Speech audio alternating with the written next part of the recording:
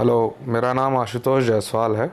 मैं बेसिकली आज़मगढ़ से बिलोंग करता हूँ और मेरे पैर में गैंग्रीन की शिकायत निकली। मैं पहले कुछ जगह दिखाया, जहाँ से मुझे बहुत बड़े बड़े हॉस्पिटल्स में दिखाया, जहाँ मुझे अच्छी राय नहीं दी गई और ना ही अच्छे से मेरा डायग्नोसिस किया गया।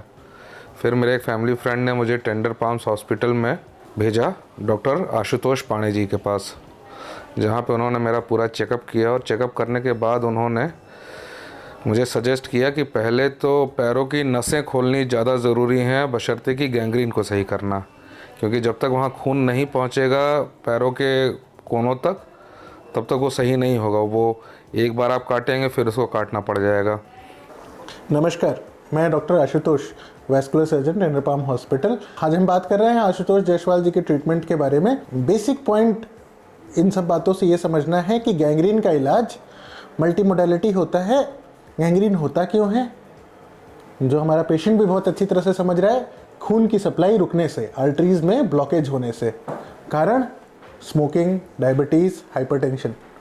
अगर ऐसा हो गया यानी कि गैंग्रीन हो गया, तो सबसे पहले असेसमेंट होती है खून की नसों की कि ब्लॉकेज किस लेवल पे है, और बिना ब्लॉकेज को खोले कोई भी इलाज संभव नहीं है। तो अगर आपके हाथ की या पैरों की किसी भी उंगलियों में कालापन आ रहा है, नीलापन आ रहा है, ये पेरिफेरल इस्कीमिया का साइन है। वैस्कुलर असेसमेंट कराएं जितनी जल्दी हो सके, और पहला काम होता है इसमें खून पहुंचाया जाए।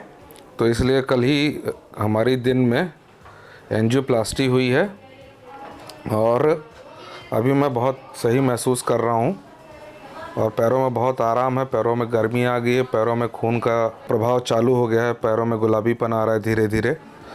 तो ये कुछ दिन में और सही हो जाएगा और फिर वो फ्यूचर में जो भी गैंग्रीन के साथ करना है उसके लिए आशुतोष सर ने कहा है कि आप हमसे मिलते रहिएगा और इसको हम आगे भी इसको पूरी तरह से सही कर देंगे, ताकि फ्यूचर में कोई दिक्कत आपको ना आए। एंजियोप्लास्टी जिसमें बिना चीरे के किया जाता है, जो कि इन पेशेंट्स में किया गया है। दूसरा तरीका होता है open bypass.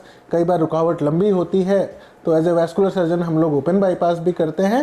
What is best suited for the patient, वो चूज़ करना है। तो जिस दिन इनका किया गया था उसका अगला केस हमारा एक ओपन बाईपास भी था।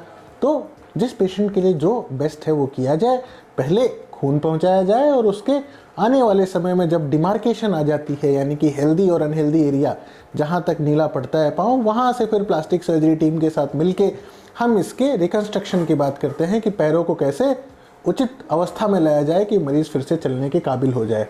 यहाँ का स्टाफ बहुत कर्टियस, बहुत हेल्पफुल, और सबसे बड़ी बात है बेड साइड मैनर्स उनके बहुत अच्छे हैं। और मुझे बिल्कुल भी ये फील नहीं हुआ कि मैं किसी, जैसे नॉर्मली हॉस्पिटल्स में होता है कि बड़ा रूड बिहेवियर्स होता है स्टाफ का, लेकिन यहाँ पे ऐसा बिल्कुल भी नहीं। बहुत हेल्पफुल, बहुत कर्टियस और बहुत ही बेड साइड मैनर इनके बहुत अच्छे हैं। फ्यूचर में भी अगर मुझे कोई दिक्कत होगी तो मैं टेंडर पाम्स के ही स्टाफ से अपने आप को इलाज कराना पसंद करूँगा। Thank you. अपने पैरों का देखभाल करें, धूम्रपान ना करें, और ऐसा कोई भी लक्षण आए तो निकटतम वैस्कुलर सर्जन से संपर्क करें। टेंडर पाम हॉस्पिटल में गैंग्रीन के इलाज के लिए सारी टीमें, सारी सुविधाएं उपलब्ध हैं। नमस्कार।